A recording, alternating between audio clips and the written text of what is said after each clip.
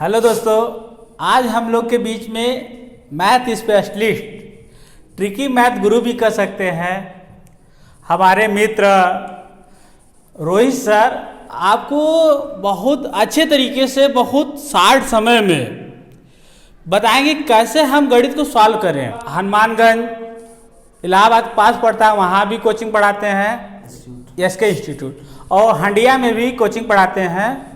आपको इतने शार्ट समय में सिखाएंगे और हम सब एक साथ ही गांव से आगे बढ़ना शुरू किए हैं। हम रोहित सर से सीखेंगे किस तरह कितने कम समय में मैथ के बारे में कम से कम समय में सवालों को हल कैसे किया जाता है। रटना नहीं, हमको समझना है, कम समय में सवाल को हल करना है। तो आइए सीखते हैं रोहित सर के शब्दों में।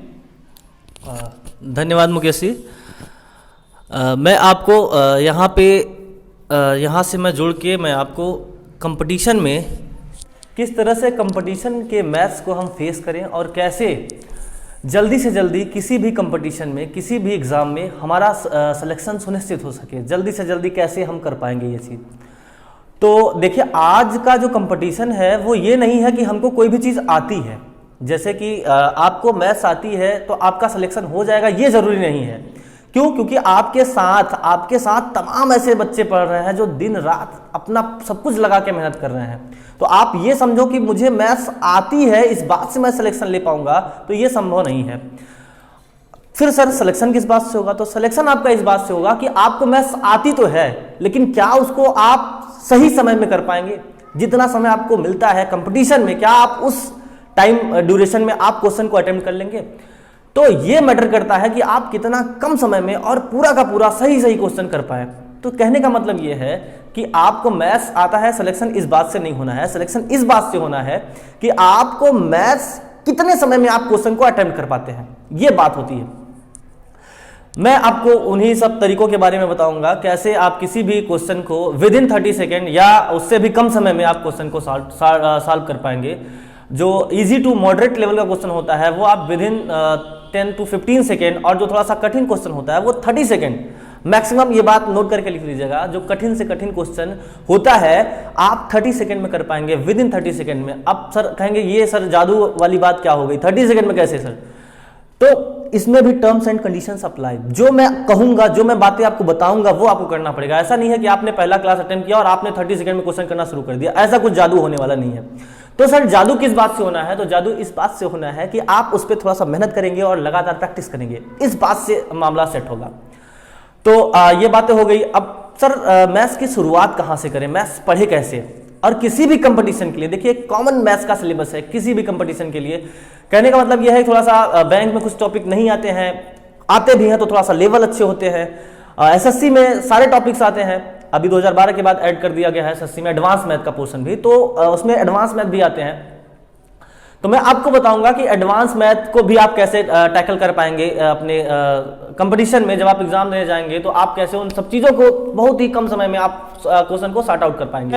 मैं आपको अब डिस्कस करता हूं आपका सिलेबस की एक कॉमन सिलेबस पूरे मैथ्स का क्या होता है, जो लगभग आप पढ़ेंगे तो हर एग्जाम में काम आएगा। क्योंकि बैंकिंग में एडवांस मैथ का पोर्शन बहुत कम आता है, बहुत कम का मतलब मेंसुरेशन थोड़ा बहुत आ जाता है, थोड़ा बहुत अलजेब्रा कहते हैं एडवांस का है, लेकिन वो सिंप्लीफिकेशन में भी उसका यूज होता है।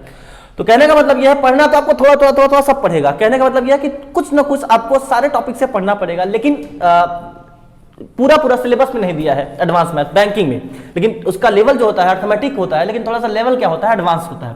तो मैं आपको बताऊंगा कि सबसे कॉमन सिलेबस जो हमारे एग्जाम में रहने वाला है, जो हमारे किसी भी कंपटीशन में मैथ्स का सिलेबस होता है वो क्या होता है, तो मैं बात करूंगा। ठीक है, चलते हैं भैया सिलेबस की ओर। सिलेबस क्या है अपना, सिलेबस देखते हैं। पहला है संख्या पद्धति, इंग्लिश में नंबर सिस्टम कहते हैं। दूसरा है लघुत्तम समापवर्तक एंड और महत्तम समापवर्त। ठीक है, और तीसरा आपका हो जाएगा वर्गमूल एवं घनमूल। बार बार फिर से यही कि हैंडराइटिंग पे मत जाना। चौथा फिर आ जाएगा आपका सरलीकरण।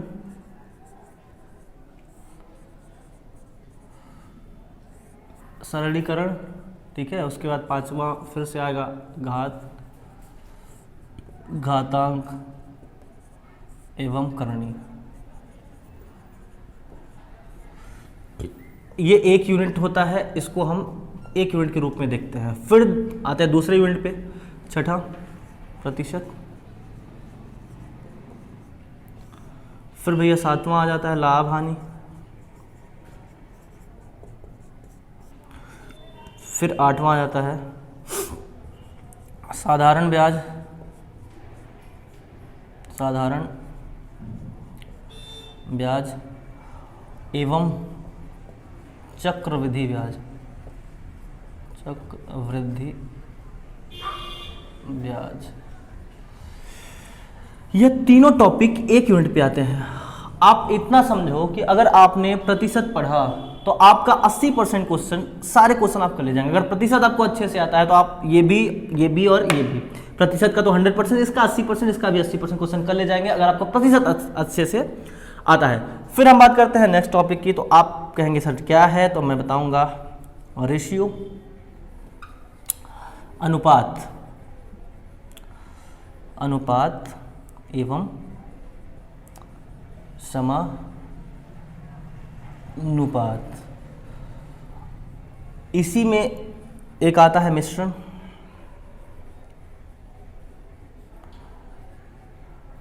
जैसे जैसे नीचे जाऊंगा मेरी राइटिंग और खराब होगी।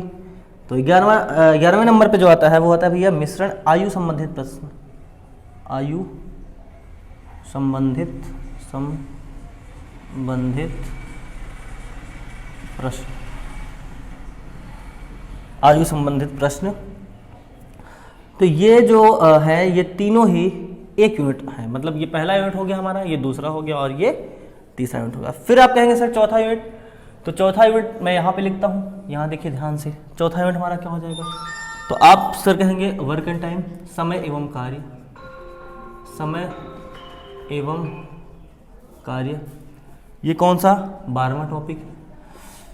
13 नल और टंकी इसी में आ जाएगा, वो ध्यान रखिएगा आप लोग। नल और टंकी अलग से आपको पढ़ने की जरूरत नहीं है, आप समय और कार्य पढ़ लेंगे तो इसमें मैं पढ़ा दूंगा, तो उसका कॉन्सेप्ट सेम होता है, ठीक है। 13वें में आ जाते हैं तो टाइम, समय, चाल एवं दूरी। ये भी ध्यान रखिएगा। इसमें भी चलो लिख ही देता हूं। ट्रेन से संबंधित प्रश्न आते हैं, वो समय चाल दूरी के ही होते हैं, और एवरेज स्पीड का भी क्वेश्चन आता है जो वो समय चाल एवं दूरी का ही होता है। एक नाव एवं धारा आप अलग से लिख सकते हैं, क्योंकि होता तो इसी का है, लेकिन थोड़ा सा बच्चों में ये है कि ये अलग टॉपिक है, तो आप लिख लीजिए नाव एवं धारा, नाव धारा, ठीक है। ये हो गया एक यूनिट अलग से। और मैं बताना भूल गया, यहाँ पे आयु संबंधित प्रश्न में भी आप लिख सकते हैं क्या, एक आता है पार्टनरशिप, साझा, ठीक है, ये इसी में रहेगा। नाव धारा इसमें हो गया, ये एक अलग यूनिट हो गया 4 यूनिट। और एक एवरेज भी आता है, तो एवरेज औसत। और कुछ छूट तो नहीं रहा है, लगभग मेरे हिसाब से तो हो गया। कुछ अगर छूट रहा होगा तो देख लीजिएगा। ये मैं लिखवाना इसलिए लिखवा रहा हूं क्योंकि आपको संतोष हो जाए कि मैं ये सब पढ़ाऊंगा। कहने का मतलब ये किसी भी पोर्टल पे आप सर्च कर ले जाएंगे एसएससी के, तो आपको ये सब सारी चीजें मिल जाएगी, ठीक है। तो मैं इसलिए बता रहा हूं कि मैं ऐसे ही पढ़ाऊंगा और आपको बताऊंगा, ठीक है। अब एडवांस मैथ की ओर आ जाते हैं। तो एडवांस में तो भैया आता है बीजगणित। बीजगणित नाम तो है एडवांस का, लेकिन कभी भी अगर आपके सिलेबस में नहीं भी है ना, तब भी ये आता है। सिंप्लीफिकेशन में दे देगा, कहीं ना कहीं आपको दे देगा। आपको हर जगह तो एक्स मानना पड़ता है गणित में, नहीं, लेकिन मैं आपको एक्स नहीं बताऊंगा, एक्स से दूरी बना लो आप। बीजगणित ये 16वां टॉपिक हो गया बीजगणित। 17वां आपका हो गया, आप ऐसे मान लो त्रिकोणमिति, आपने सुना होगा त्रिकोणमिति, त्रिकोणमिति। फिर आपका 18वां टॉपिक जो आएगा वो आपका आ जाएगा भैया क्षेत्रमिति, मेंसुरेशन। ओ क्षेत्रमिति, क्षेत्रमिति, ऐसे ही तो क्षेत्रमिति लिखा जाता है, क्षेत्रमिति, ठीक है, ये देख लो। फिर भैया ज्यामिति आता है एक टॉपिक, ज्यामिति, इसको भी समझ लो। ज्यामिति मतलब ज्योमेट्री आपका। और क्या आता है, ऊंचाई एवं दूरी आता है 20वां टॉपिक, ऊंचाई, ऊंचाई एवं दूरी। हाँ हाँ, और कुछ छूट रहा है भैया, और कुछ छूट रहा है, बीजगणित, त्रिकोणमिति, क्षेत्रमिति, ज्यामिति, ऊंचाई एवं दूरी, और कोऑर्डिनेट ज्योमेट्री आती है तो वो देख लीजिएगा, निर्देशांक ज्यामिति। बस लगभग यही सिलेबस होता है। और कुछ अगर छूट रहा होगा तो आप लोग देख लीजिएगा। बाकी हम शुरुआत करेंगे कहाँ से, नंबर सिस्टम से ना शुरुआत करके हम लोग शुरुआत करेंगे परसेंटेज से, जो कि सबका फेवरेट टॉपिक होता है और बैकबोन ऑफ अरिथमेटिक। परसेंटेज आप अगर पढ़ लिया अच्छे से, आपको परसेंटेज आ गया तो आपका काम हो गया। अगर परसेंटेज आपको आ गया तो आपका कॉन्फिडेंस जो होगा वो अलग लेवल पे रहेगा। इसलिए परसेंटेज को बहुत ही ध्यान से और बहुत ही अच्छे से पढ़ लेंगे तो परसेंटेज आपका क्लियर अगर हो गया, तो मैंने बताया परसेंटेज अगर क्लियर हुआ तो आपका वैसे साथ ही साथ लाभ हानि और साथ ही साथ साधारण ब्याज भी क्लियर होगा। जब आप परसेंटेज पढ़ने के बाद इस लाभ हानि को पढ़ेंगे तो आप देखेंगे केवल और केवल आप रिवीजन कर रहे हैं, कुछ कॉन्सेप्ट इनके अलग अलग होते हैं, थोड़ा सा वो मैं बता दूंगा। तो आपको लगेगा क्या कि केवल आप परसेंटेज का रिवीजन यहां भी कर रहे हैं और यहां भी कर रहे हैं, तो इसमें अलग से कुछ पढ़ने की जरूरत नहीं है। थोड़ा बहुत कॉन्सेप्ट होता है, वो मैं परसेंटेज पढ़ने के बाद आपको बताऊंगा। होता है परसेंटेज ही है, लाभ हानि में भी और साधारण और चक्रवृद्धि ब्याज और चक्रवृद्धि ब्याज में भी, लेकिन आपको लगता है अलग अलग है, लेकिन ये अलग अलग नहीं है, एक ही टॉपिक है। मैं आपको बताऊंगा कैसे, थोड़ा सा कॉन्सेप्ट होता है अलग अलग, मैं बता दूंगा। उसके बाद मैं आपको बताऊंगा अनुपात एवं समानुपात। उसके बाद देखिए दो टॉपिक है, एक तो प्रतिशत हो गया, एक अनुपात समानुपात। अगर प्रतिशत आपने पढ़ा तो ये 3 कंप्लीट हो गया, और अनुपात समानुपात अगर आपको अच्छे से आ गया तो ये 3 कंप्लीट होगा ही होगा। ये भी आपका लगभग 50 से 60% ये भी कवर अप होगा, क्योंकि अनुपात समानुपात से ही पूरा का पूरा अर्थमेटिक, क्या पूरा मैथ्स, पूरा मैथ्स कॉम्पिटिटिव एग्जामिनेशंस का जितने भी एग्जाम होते हैं, अगर आप अनुपात अगर आपको अच्छे से आ गया ना तो आप समझ लो, एक तो परसेंटेज एक तो अनुपात, दो चीज आपको अच्छे से आ गया तो समझ लीजिए आपकी अर्थमेटिक पूरा क्लियर है। उसके बाद संख्या पद्धति का भी एक बहुत बड़ा रोल है। हालांकि इन सब टाइप से इसको छोड़ दिया जाए, इन सब टाइप से अब क्वेश्चन थोड़ा सा कम करने लगा है। स्टाफ सिलेक्शन कमीशन की बात करो, एसएससी की बात करो, तो थोड़ा सा बोर्ड कम क्वेश्चन करने लगा है, लेकिन ठीक है, फिर भी हम लोग इसको पढ़ेंगे, अच्छे से पढ़ेंगे। और क्योंकि कहीं पर कोई भी क्वेश्चन एग्जाम में, किसी भी क्वेश्चन में आ जाए, किसी भी एग्जाम में कोई भी क्वेश्चन आ जाए तो हम उसको अच्छे से कर पाए। तो मेरे प्यारे बच्चों, ये था आपका मैथ्स का सिलेबस। हम बहुत जल्दी फिर मिलेंगे और आपको हम बताएंगे कि परसेंट क्या है। आप एक बार परसेंट पढ़ लेंगे हमसे तो मैं ये दावा के साथ कहता हूं, दावा के साथ नहीं, इसको आप इसको भी लिख लीजिए, क्योंकि मैं लिखवाता बहुत हूं आपको। जितना मैंने कहा उतना अगर आप कर ले जाएंगे तो मैं ये कह रहा हूं आपसे, इसकी गारंटी दे रहा हूं कि आपको मैथ्स फिर कहीं और समझ में नहीं आएगी, आपको केवल और केवल मैं दिखूंगा मैथ्स के लिए। तो धन्यवाद, मिलते हैं नेक्स्ट वीडियो में। Thank you.